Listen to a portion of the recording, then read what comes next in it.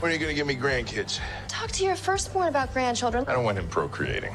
Once upon a time in PHC, a married couple gave birth to the cutest kid. Destined to preach the hand of God was upon him. But the road ahead of him wasn't easy until he found Christ, whose yoke is easy. Now everything is easy peasy weezy for cheesy. Really easy picking cheese mixed with joyful living. When you give your life to Christ, life is sweet and creamy. Yum yum, tastes like heaven on a bed of roses. Come, I see some say that's not the way it is. But you don't know the power Jesus gives. You carry your cross after the cross's power he gives thee. Power that exceeds the wildest dreams and fantasies of Samson. Yep, the power of the Spirit. Problem is you don't know the power given to thee or how to use it, so I'm here to teach thee. My bridesmaid entrances are the stuff of legends. Ever the bridesmaid, that is my badge of honor. You feel me? I feel you. I go to weddings and baby showers every damn weekend. When are you gonna give me grandkids? Talk to your firstborn about grandchildren. I don't want him procreating. No. That's terrifying. You know, first of all, I'll say this. It's interesting, you know, that these kinds of messages get put in movies.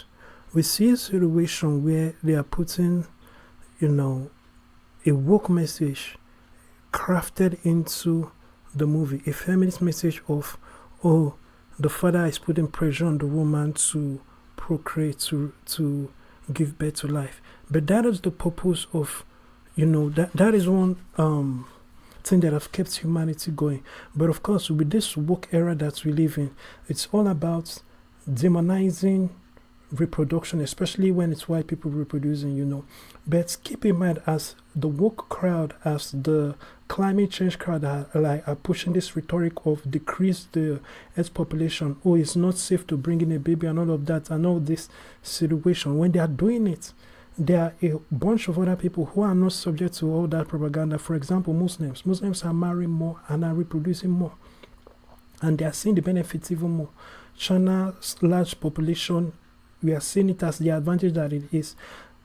The nations that buy into population reduction and they allow themselves to be subject to globalists who control politicians to decrease the populations, those people will be at the mercy of the larger population, because it is what the larger population wants, or the majority groups wants, that will reign, because that is where the power is, you know. So it's unfortunate that is what they are pushing, but many people don't see this. Of course, there are other things in this movie that is not the core of the movie based on what I've seen so far, but we can see this aspect of it, you know, in the trailer so far. I've not seen this trailer before, but you know, I know where it's going, and even seeing this interaction where the father is putting pressure on the woman, and it's also that feminist this thing to reproduce, and it's like the man, there's no pressure on the son, on the first son to reproduce.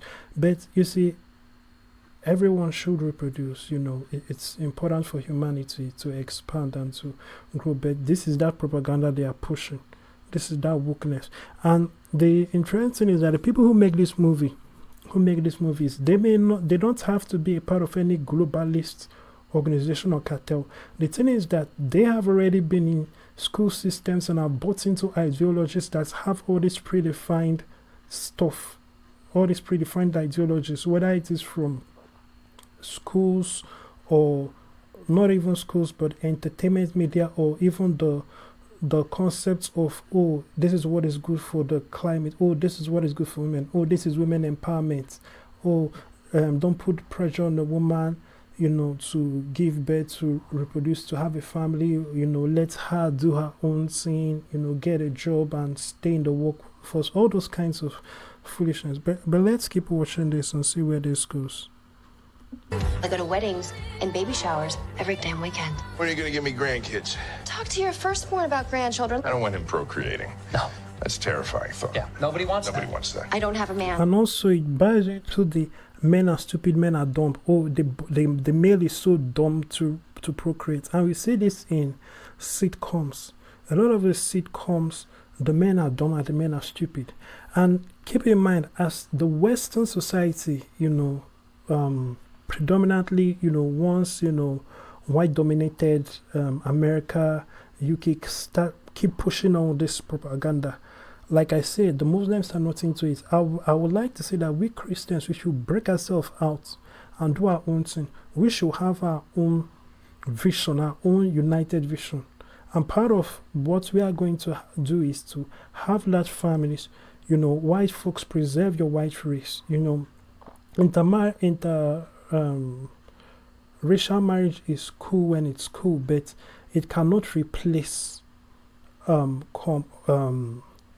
people going after their own kind, you know. And you know, we cannot create a world where white people are extinct, you know, which is the goal, because somebody is going to get extinct, you know, with all this population reduction agenda going around. You know, a race or two or more is going to go extinct, you know, if it's you know, if their movement is successful, but it's not going to be successful, you know. We are not going to let it be successful. But, you know, that being said, we as Christians, we should look at when the woke crowd are buying into all these ideologies, and their children are being taught stupid things in school that leads to destruction, and we can see it. We see when you are telling women that you should go for career, pick career over family, instead of doing both, but prioritizing family first. Have both family and a career, but prioritize family first, especially if you're a woman. As a matter of fact, if you're a man, you should also prioritize family first. You know, what are you going to work for? You know, at the end of the day, your legacy is your legacy, not the job. Somebody else will take the job that you had. Somebody else will run the company that you leave behind. You know, somebody else is going to be the CEO. You know, even if you are the founder of the company, you are not taking the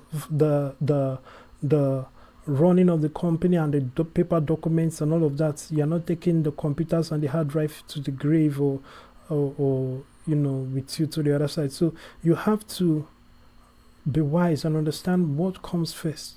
So when the world is doing their foolishness, which we know will end up in more foolishness, you know, we should create a situation where even though our kids go to school, we must indoctrinate our kids and put a firewall in our kids' mind.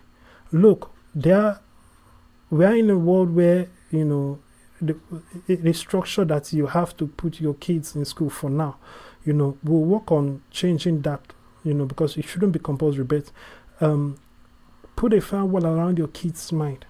Put a firewall around Christians. If we put a firewall around ourselves and our children, like for example in the gay situation, you know, the gays are people that if they continue living their life that way, they themselves will go extinct because they can't reproduce. Gay, you know, if you put 1 million gay people on an island and come back in 100 years, there'll be nobody on that island if everybody is truly gay, because, you know, nobody will reproduce.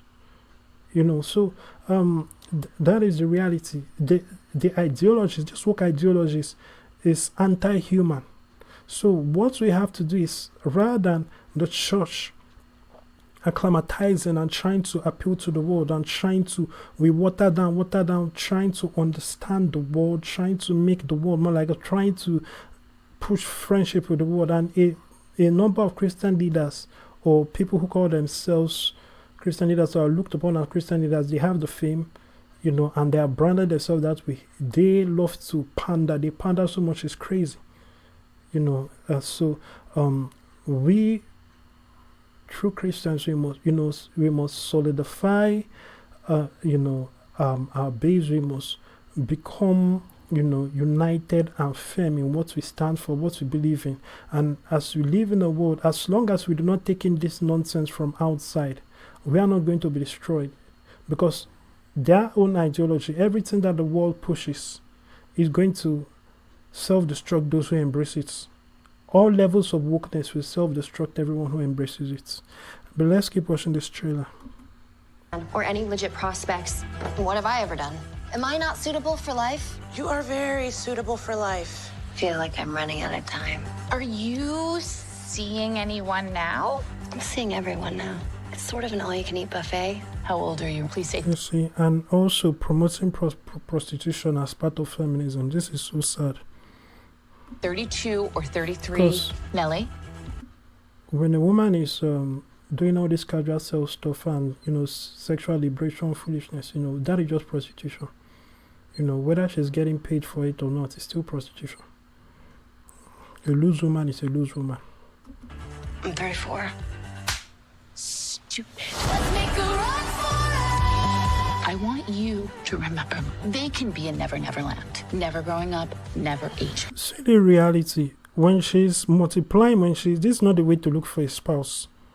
You know, of course, might have come across manosphere content that makes it clear that men are not looking for a woman that has a high body count and has been over the place. The Nina Agdos and Logan Paul situation, you know, with Nina Agdo, you know, and all the pictures that were being posted by Dylan Danos, you know, of Nina Agdo's numerous exes from Leonardo DiCaprio to, you know, people that, you know, you can't even imagine, you know.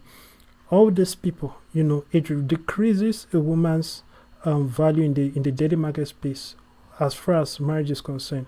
Most men will be okay with sleeping with those women, not all. Men who are higher up will not even want a prostitute that, you know, because of the high body counts. You know, high body count is very unattractive.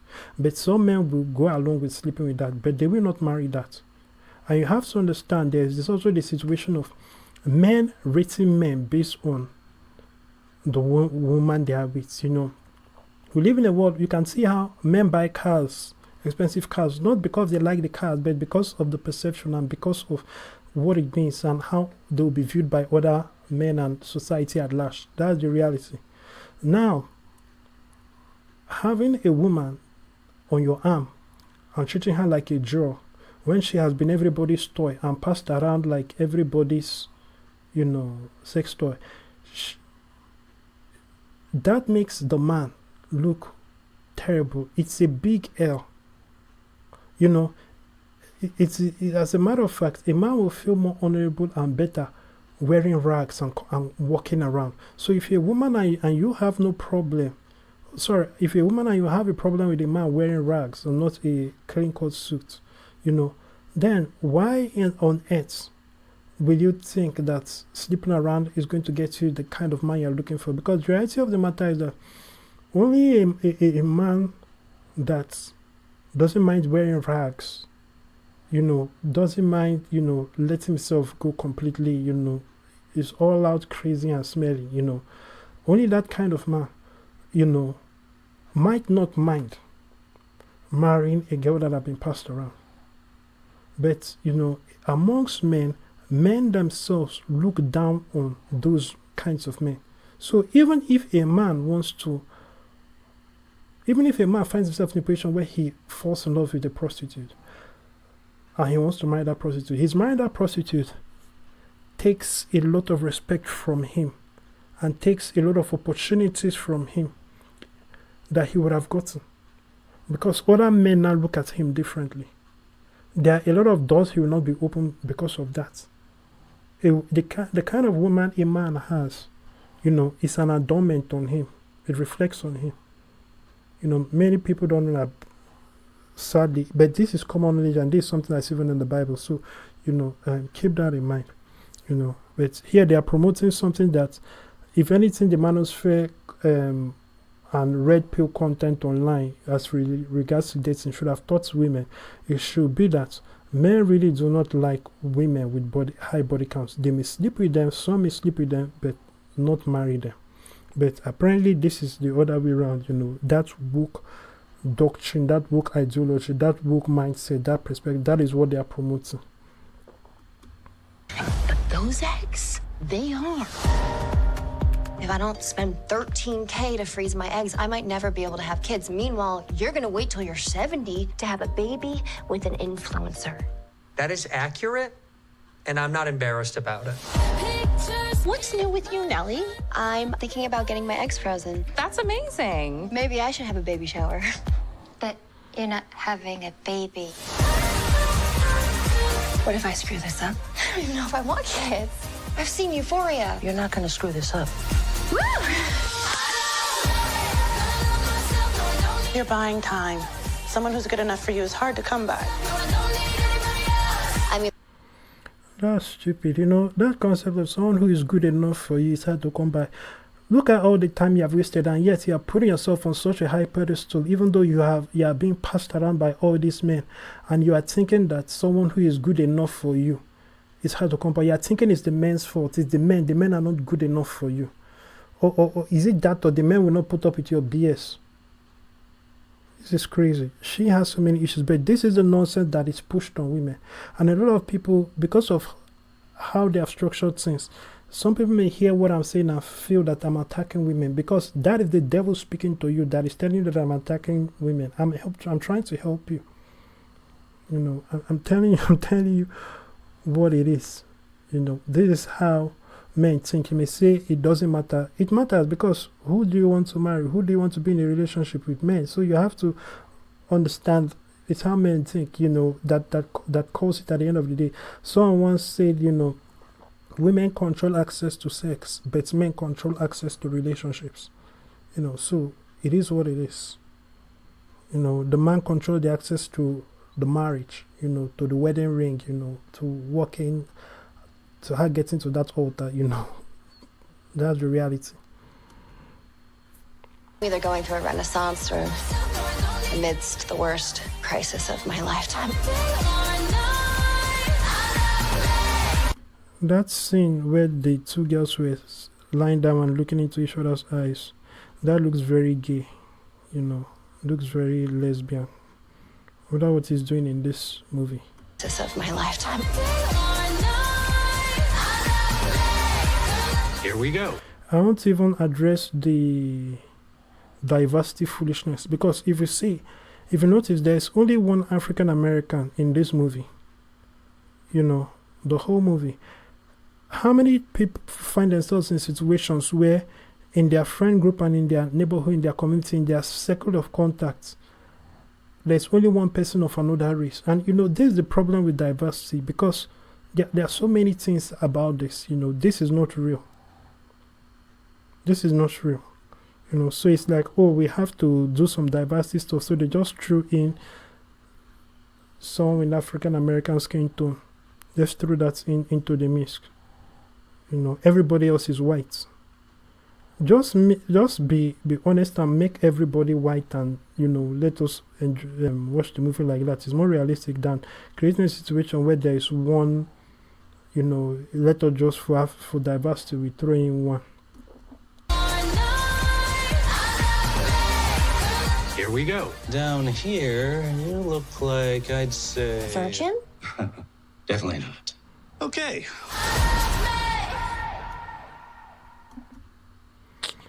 Well, this was so, and they call this a comedy, but it's so much propaganda. What did you see in this whole thing that was funny? You know, what was funny about this? And this is funny. It's just like feminist comedy. When you look at all the feminist comedians that have Netflix specials that are giving all these big deals, all the feminists, what do they say that's funny? They just preach down their feminist ideology, and the whole thing sounds boring. It's not even funny. You know, it's so sad. They call this a comedy. This is sad. This is sad. This is no comedy. In any case, make sure you watch, you know, more content at Alfred.vip, you know, and check out what we are up to. Thank you and God bless you. Say this prayer audibly if you have not given your heart to Jesus Christ. Dear God, I believe in my heart that Jesus Christ, the Son of God, came, died, and was raised from the dead to save me. I confess Him, Lord, over my life, and ask you to give me your Holy Spirit to live within me.